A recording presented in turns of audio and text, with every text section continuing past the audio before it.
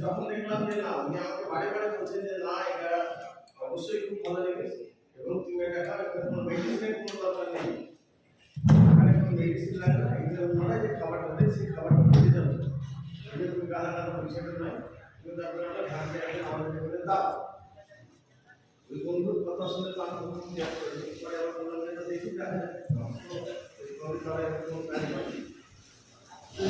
কথা শুনে। আর আমাদের এখানে ওই সময়টা ম্যাডাম যে আছে শাড়িটা আছে ম্যাডাম ভালো বিশেষ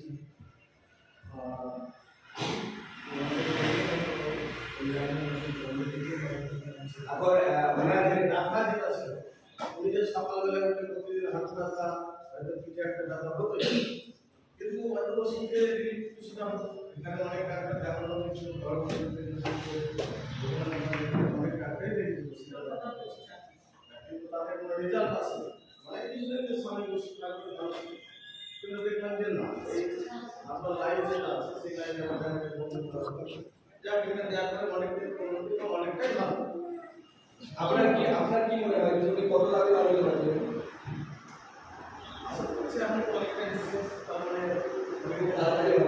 এরকম যদি চলতে থাকে তাহলে তো আপনাকে আপনার তো আরবিসি আছে তো কম হয়ে যাবে।